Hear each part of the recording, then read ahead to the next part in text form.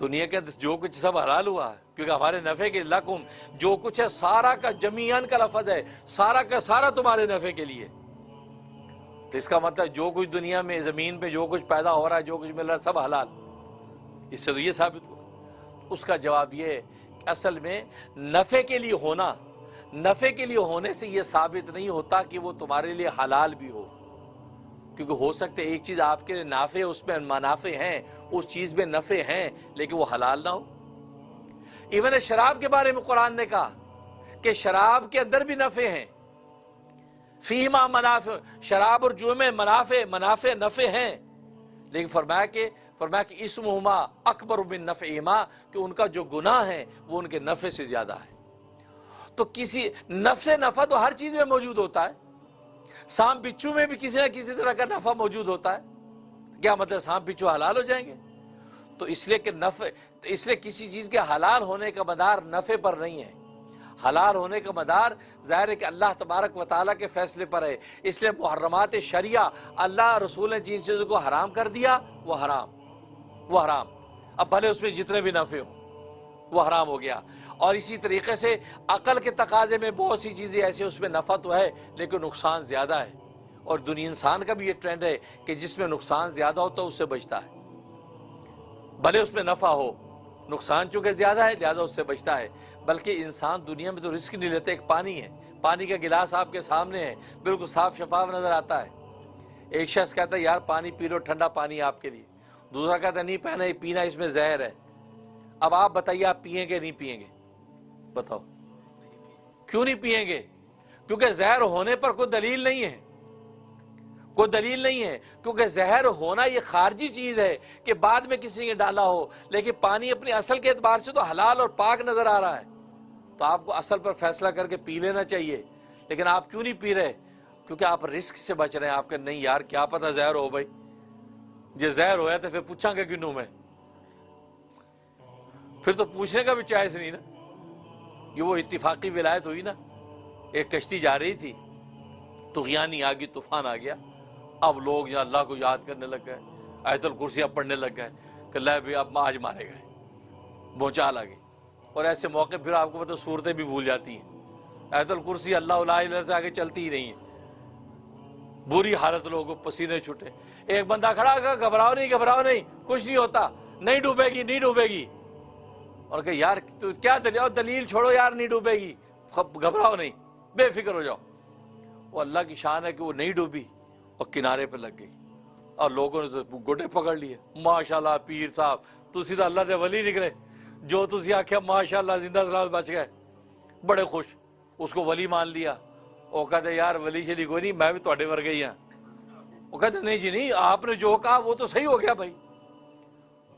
تو آپ نے کیا سوچ کے کہا؟ وہ کہتا میں نے یہ سوچ کے کہا کہ جو بچ گئے تو ولایت پکی، سارے کہیں گے جی ولی. جب مر گئے تو میں نے پوچھے گا کون؟ جو ڈوب گئے تو پوچھے گا کون بھائی تو نے غلط کہا کہ صحیح کہا؟ سارے مر گئے تو کہتے کہ بچ گئے تو ولایت پکی، جو مر گئے تو پوچھے گا کون؟ تو میں یہ سوچ کے میں نے کہہ دیا کچھ نہیں ہوتا. تو بات وہی ہے. تو اب ایسا رسک آپ نہیں لیتے کہ یار کہتے آپ پانی پی لو، کہتے یار میں قسم کھاتا ہوں اس میں زہر نہیں ہے. دوسرا کہتا نہیں اس میں زہر ہے. تو ایک قسم کھا رہا، دوسرا قسم بھی نہیں کھا رہا، آپ پیتے نہیں ہیں. تو آپ اپنی معمولی جان کے لیے اتنا سا رسک نہیں لیتے. اللہ اور اللہ کے رسول ایک چیز سے آپ کو منع کر دیں، وہاں آپ ایمان کا رسک لے لیتے ہیں. یار کوئی نہیں یار کچھ نہیں ہوتا، صحیح ہے، ساری دنیا کھا رہی ہے.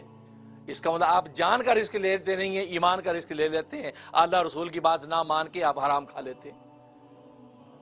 تو گویا کہ ایمان پر بات آپ نے کر لیا اور آخر میں اللہ کے سامنے پیش ہو جائے گی. اس لیے بے شک یہ فرمایا کہ انسان کے نفع کے لیے ہے. ہر نفع کے اپنے پہ درجات ہیں کہ کس چیز کو آپ کتنا اور کس طریقے سے استعمال کریں. جیسے حکیم ہے، حکیم زہر کو بھی استعمال کرتا ہے لیکن زہر کو مار کے اور اس کا کشتہ بناتا ہے. لیکن آپ کو زہر مارنا نہیں آتا، آپ اس کو ڈائریکٹ کھا کے خود مر جائیں گے. اس لیے فرمایا نفع ہے لیکن نفع سے یہ ثابت نہیں ہوتا کہ آپ کے لیے حلال بھی ہے. ثم استوى الى السماء، پھر یہ کہ وہ آسمان کی طرف متوجہ ہوا. فسواهن سبع سماوات، پھر وہ 7 چھتیں یا 7 آسمان برابر قائم کر دی. میں نے یہ واقعہ کسی موقع پہ سنایا، ایک عورت، ایک خاتون بیچاری سن رہی تھی، بڑی مظلوم تھی، میاں بڑا ظالم تھا، بڑی تکلیفیں پہنچاتا تھا. انہوں نے اس بات سے کیا اخذ کیا اس خاتون نے؟ اس نے اللہ میاں کو خط لکھا، اللہ میاں کو خط لکھا کہ اے اللہ تیری بندی مثلا فرزانہ کی طرف سے میرے اللہ کے نام، یہ عنوان بنایا. آگے لکھے اللہ میرا میاں ایسا ظلم کرتا ہے، ایسا ظلم کرتا ہے، ساری باتیں جو لکھ دی لپیٹ کے لیے، اور لفافے میں لکھا اللہ کے نام، اور لکھا یہ خط اللہ کو پہنچا دیں. لفافے ایڈریس یہ لکھا، ڈال دیا پوسٹ آفس. اب ظاہر پوسٹ آفس والے دیکھ کے تو ہنسے بھی ہوں گے، کہا کہ یہ کس خاتون نے لکھ دیا اللہ کے نام. اللہ اکبر. اس سے خود مجھے سنایا خاتون نے. اس نے کہا 3 دن گزرے ہیں، تیسرے دن میرا میاں جب دفتر سے آیا تو وہ شخص ہی نہیں تھا جو 2 دن پہلے کا ظالم تھا. اس کی محبت، اس کی عنایت، اس کی لطف، تحفے بھر کے لایا، اور آ کے زاروں قطار رو رہا ہے. میرے قدموں میں سر رکھ دیا، کہا کہ مجھ سے اب جو غلطی ہے مجھے معاف کر دے، آئندہ میں نہیں کروں گا. تو کہتے میں نے کہا کہ بھئی کیوں ایسا کر رہا ہے؟ کیونکہ میں نے خط والی بات تو چھپائی، لیکن میں پوچھوں کہ کوئی اس سے کوئی واقعہ ہو گیا جو اس نے یہ کہہ رہا ہے؟ کہتا نہیں، پتہ نہیں آج دفتر میں بیٹھا تھا، بس دل کے اندر پتہ نہیں کیا ایسی رقت آئی ہے، میں وہیں روتا رہا کہ میں اتنے ظلم کر رہا ہوں.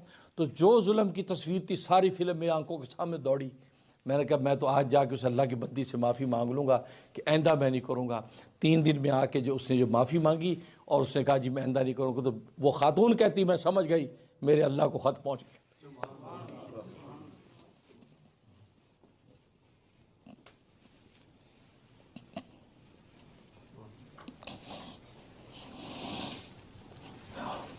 ہم سوچتے ہیں اللہ سنتا نہیں ہے، اللہ کو ہماری ہر چیز پہنچتی ہے. پکارو تو صحیح، ہاتھ اٹھاؤ تو صحیح. اللہ تو قرآن میں کہتا قد سمع اللہ قول التی، اللہ نے سن لی بات اس عورت کی.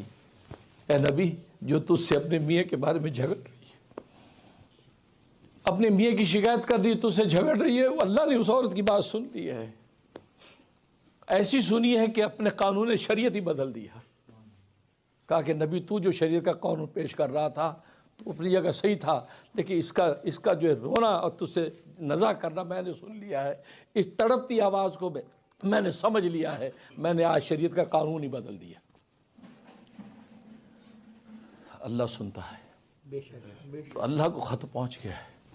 میرے دوستوں بزرگوں، بس یہ سوچ کے زندگیاں گزارو تو سمجھ میں آ جائے گا کہ زندگی ہوتی کیا ہے. ایک لمحہ خدا کو پہنچتا، لمحہ خدا دیکھتا. کبھی نہ سوچو خدا کو نہیں پتہ چلا. تو جیسے اس اللہ کے بدلی کا خط اللہ کو پہنچ گیا، کیا خط تھا اور کیا خدا کی عنایت تھی. 3 دن میں فیصلہ ہو گیا. میں محبت نہیں ہوتی. بارہ اللہ تبارک و تعالی اس کو جانتے ہیں، لیکن میاں بیوی ہوں آپس میں محبت نہ ہو. اللہ نے یہ ایک ایسا رشتہ عطا فرمایا ہے کہ جس میں انسان ساری محبت نشاور کر سکتا ہے، اور حلال اور پاکیزہ، اور ایسی حلال پاکیزہ کہ حدیث میں آتا ہے کہ میاں بیوی آپس میں بیٹھ کے گپے لگاتے ہیں، جب باتیں کرتے ہیں تو اللہ تبارک و تعالیٰ کے ہاں یہ لکھا جاتا ہے کہ یہ نفلوں میں کھڑے ہیں. یعنی ویسے نوافل میں آپ کھڑے نہیں ہو سکتے 1 گھنٹہ، لیکن 1 گھنٹہ میاں بیوی آپس میں گپے لگا رہے ہیں، لطیفے سنا رہے ہیں، ایک دوسرے کو ہنسا رہے ہیں، باتیں کر رہے ہیں، اپنے گھر کے ماحول کے حوالے سے، بچوں کے حوالے سے مشورے کر رہے ہیں. 1 گھنٹہ پورا مثلا انہوں نے یہ میٹنگ کی ہے، تو 1 گھنٹہ اللہ کیا لکھا جاتا ہے کہ یہ نفلوں میں کھڑے ہیں. نوافل 1 گھنٹے کے لکھے جاتے ہیں. اب میاں بیوی تو اتنی آسانی سے آپس میں الفت و محبت کے ساتھ جنت کو پا سکتے ہیں، اس سے زیادہ پرلطف راستہ ہی کوئی نہیں ہے. تو مجھے حیرانی ہوتی ہے کہ میاں بیوی جو ہے اپنا یہ پرلطف راستہ، یعنی جس میں انسان کی نفسانی خواہشات کو بھی تسکین ملتی ہے، اس راستے کو کھو دیتے ہیں. میاں صاحب وہ چڑچڑے رہتے ہیں، بیوی وہ سر پہ رومال باندھ کے پھرتی رہتی ہے، تو دونوں کا منہ چڑھا ہوا ہے. کیوں ضائع کرتے ہو ٹائم کو؟ پتہ نہیں تمہاری عمریں کتنی ہیں، زندگی آگے سانس کتنی ہے، کیوں ضائع کرتے ہو؟ یہ لطف اٹھاؤ زندگی کا، جوانی کا لطف اٹھاؤ، اپنی نفسانی خواہشات کا لطف اٹھاؤ، اپنی بیوی کو اپنی گرل فرینڈ بناؤ. یہ باہر کی گرل فرینڈوں کے گند چاٹتے پھرتے ہیں لوگ، لیکن بیوی اللہ نے آپ کو ایک ایسی گرل فرینڈ دے دی ہے کہ جو حلال اور پاکیزہ، بلکہ اس کے ساتھ میں نے کہا کہ اس کو باتیں کرنے میں نفلیں، اور اس کے منہ میں لقمہ اگر ڈالیں تو حدیث میں فرمایا کہ صدقے کا ثواب لکھا جاتا ہے. اس کو بوسہ دیں تو صدقے کا ثواب لکھا جاتا ہے. تو اور یہ اس کو آپ ضائع کرتے ہیں اور باہر کے گند کے اندر جب مبتلا ہوتے ہیں تو اسی کو اپنی بیوی کو گرل فرینڈ بناؤ, اپنی میاں کو بوائے فرینڈ بناؤ. وہ جو ہے نالائق بیویاں باہر بوائے فرینڈ ڈھونڈتی پھرتی رہتی ہیں. نہیں, تم لوگوں نے اللہ تبارک و تعالیٰ کی اس حکمت کو سمجھا ہی نہیں ہے, خواہ خواہ اپنے وقت کو ضائع کر رہے ہو. باہر بھی جا کے ایک لڑکی ڈھونڈتے ہو, باہر بھی جا کے ایک عورت ہی کے پیچھے لگتے ہو. گھر میں بھی اللہ نے عورت ہی دی ہے, لڑکی دی ہے. باہر جا کے کون سا تم بندر جو لمبڑی ڈھونڈتے ہو, وہاں بھی ایک عورت ہی ڈھونڈی تم نے. جس کو تم نے گرل فرینڈ بنایا وہ بھی ایک عورت ہی نکلی. خدا نہ خاص سے کوئی بوائے فرینڈ بنایا تو ایک آدمی نکلا. تو اللہ نے حلال مرد آدمی تمہیں دے دیے ہیں. اور نکاح کے خطبے کے اندر ہی تسالون بی والارحام کہا کہ اللہ کہتے ہیں میرے نام کے ذریعے سے تم لوگوں نے یہ ایک دوسرے سے رشتے مانگے اور حلال کیا رشتہ میرے نام پر, اور میرے نام پہ حلال کر کے اور تم حرام کاریاں کرتے پھرتے ہو, بیویوں سے محبت پیار نہیں کرتے ہو. تو اللہ کیا جواب دو گے؟ اس لیے ٹائم ویسٹ نہ کرو. جو میاں بیوی ہیں بھائی ٹائم ویسٹ نہ کرو, کچھ پتہ نہیں کتنی زندگی ہے. اور یہ کورونا وائرس نے تو ویسے مایوس کر دیا ہے. کورونا وائرس کا پتہ ہی نہیں لگتا کہ پتہ نہیں کون کب تک ہے.